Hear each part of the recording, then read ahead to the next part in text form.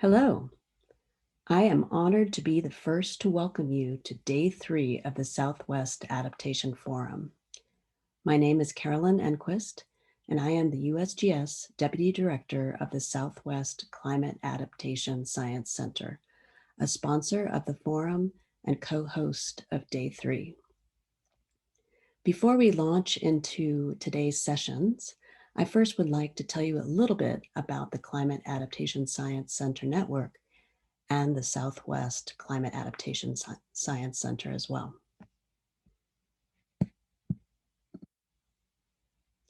The network is led by the U.S. Geological Survey through partnerships with universities and organizations from across the U.S. This consists of 9 regional centers focused on climate adaptation science and solutions. We work with partners that span the federal and state governments, tribal nations, and other regional to local partners. The mission of our national network is the following: to work with natural and cultural resource managers to co-develop and deliver scientific information and techniques to anticipate, monitor, and adapt to climate change. The Southwest CASC consists of a consortium of universities from across the region, in addition to a national tribal organization, AHEC, the American Indian Higher Education Consortium, that co-sponsors our Tribal Climate Liaison. Our main office is based at the University of Arizona, located on the ancestral homelands of the Tohono O'odham Nation and Pascua Yaqui tribes. Our staff consists of 2 USGS leads, myself and Steve Jackson, 2 university leads, Greg Garfin and Anita Gover, and a full staff that focuses on operations and specific initiatives. One of these initiatives includes our Tribal Engagement Program, led by our Tribal Liaison, Althea Walker of AHEC, and supported by our Partnerships Coordinator, Dr. Amber Paris of the Climate Science Alliance. We currently have a number of key priorities of this program aimed at supporting tribes in their climate adaptation work.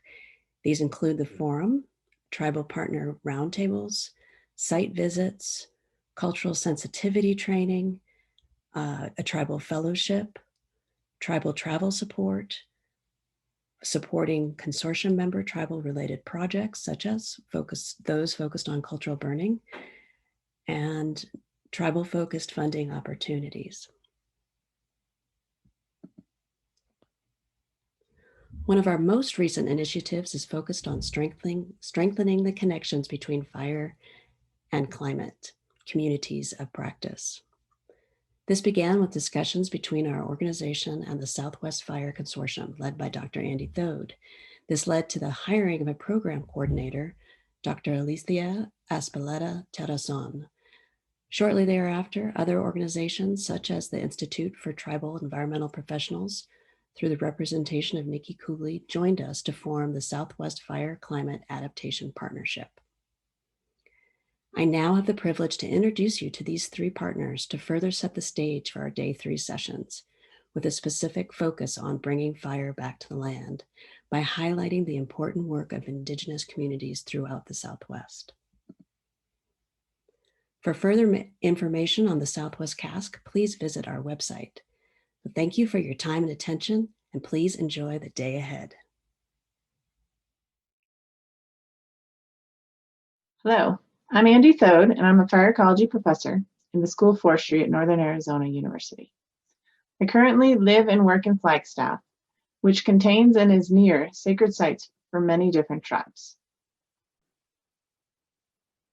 I'm originally from northern New Mexico and the homelands of the ancestral Puebloan people, and that is where much of my heart still lives.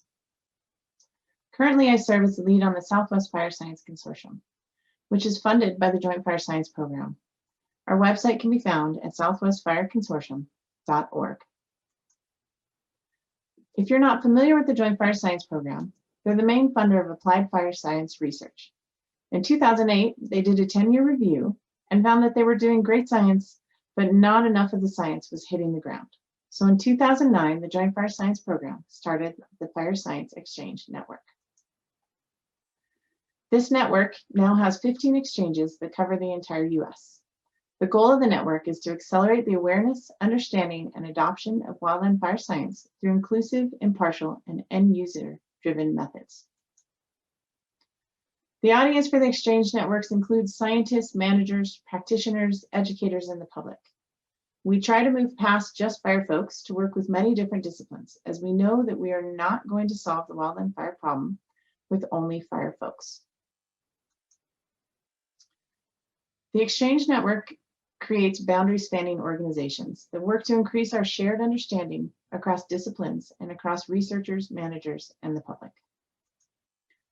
In the Southwest Fire Science Consortium, we've committed to providing a set of products and events every year, and these are all archived and can be found on our website. And some examples you can see are shown over here, some recent events. But beyond creating a lot of stuff, we really aim to make a difference by working towards medium and long-term outcomes.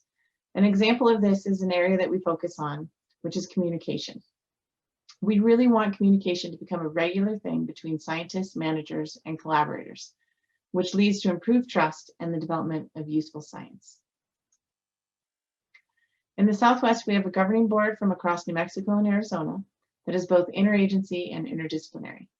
We look forward to hearing your research needs and to working with you all in the future. Thank you. Good morning. I'm Alicia Peleta Tarancon, and I'm the Southwest Fire Cup coordinator. I'm standing at the base of the San Francisco Peaks.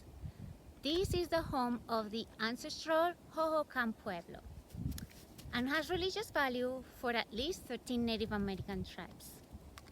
Home of spiritual beings and important medicinal plants. The Southwest Fire Climate Adaptation Partnership is an inclusive group of partners with a shared vision, working together to advance fire and climate adaptation in the Southwest.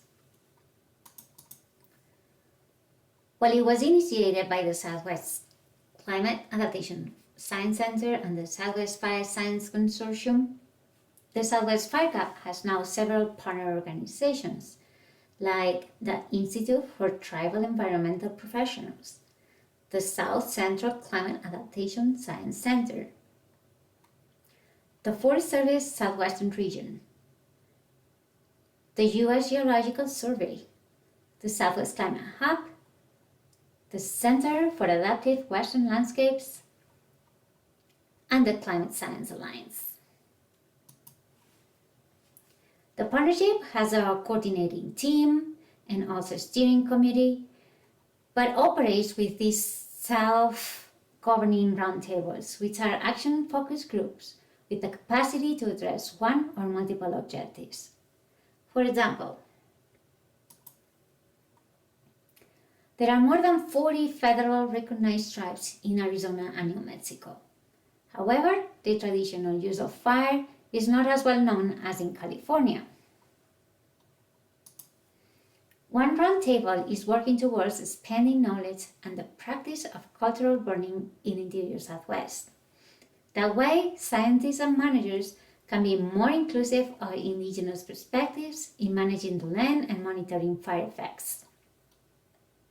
The incorporation of traditional use of fire on the land can foster the reconnection for the tribes to their lands and generally apply the best available science to guide management.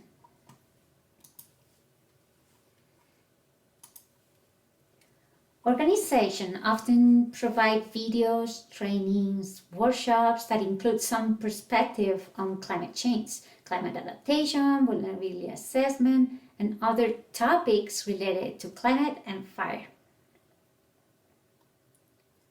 Another roundtable is working in creating a repository of this information for a one-stop training module, with topics such as Climate 101, climate adaptation, and fire and climate interactions that incorporate multiple perspectives.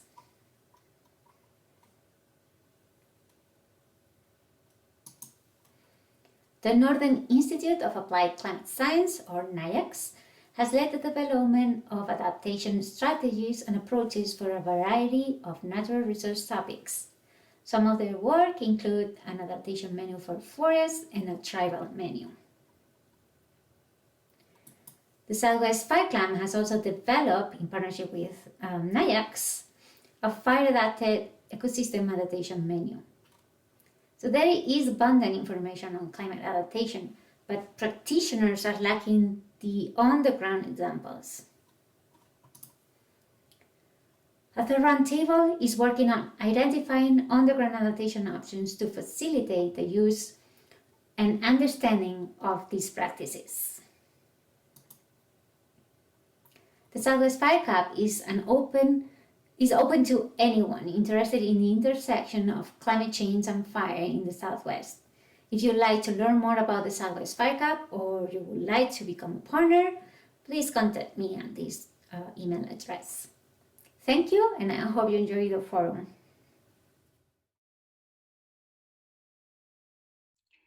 Yat she niki kuli inishya. Kinya ani nishlon look at the nebashichin tlana edashinale to a headlini edashiche. Kut out the net son and nishle.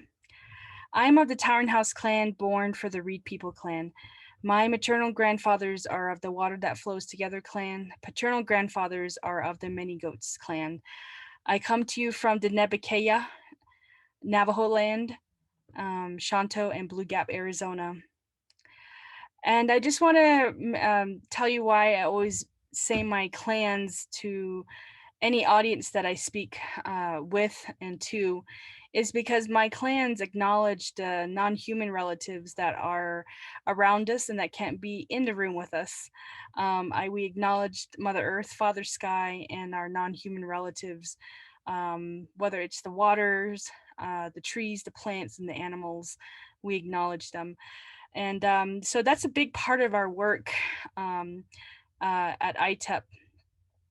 We are an institute for tribal environmental professionals. We've been around since 1992, working with tribes to help them build the capacity to care for their own lands, using culturally relevant, appropriate, and respectful education and services. And my co-manager, Karen Cazzetto, and I, we manage the Tribes and Climate Change program. We work with tribes and indigenous communities across the country on climate adaptation planning and tribal hazard mitigation planning. We always say that we work for tribes. And so that's one of our main goals, I guess you could say, and one of the reasons why we joined and are proud to be part of the Southwest Fire and Climate Adaptation Partnership. And because these partnerships help us reach our goals, reach our objectives, and reach out to any neighboring communities or scientists, tribes, and communities that could also inform the work that we are doing to care for our lands. And having said that, I would like to offer you all a blessing to help us start our day, because with us Native and Indigenous people, we always like to start and end with a prayer, because that is how we pay homage to our relatives, whether they're near or far, or they have walked on, or they're hanging out in the mountains, or they're in the waters, in the skies, and whatnot. And so I'll say that in my Diné language, Navajo language, and you please feel free to join me using your own language, or whatever faith that you may follow.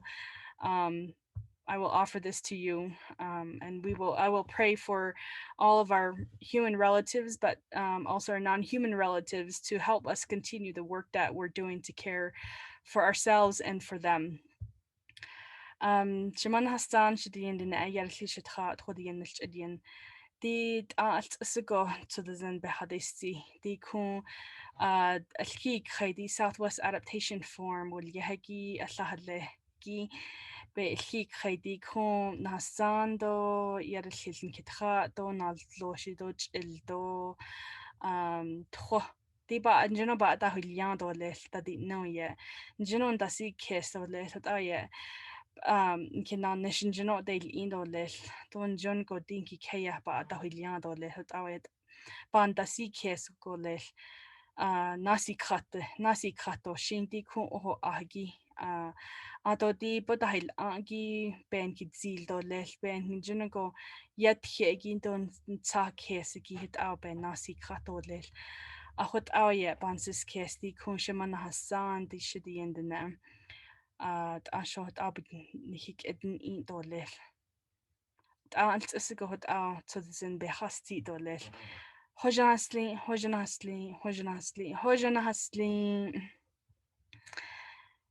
And once again, I'd like to offer that blessing as you go forth in your work, but also I'd also like to welcome you again to the day 3 of the Southwest Adaptation Forum. And I'm so blessed to be here with you all today. And I hope, and I most likely will see you all later in some of the sessions that we have going on today. So yeah,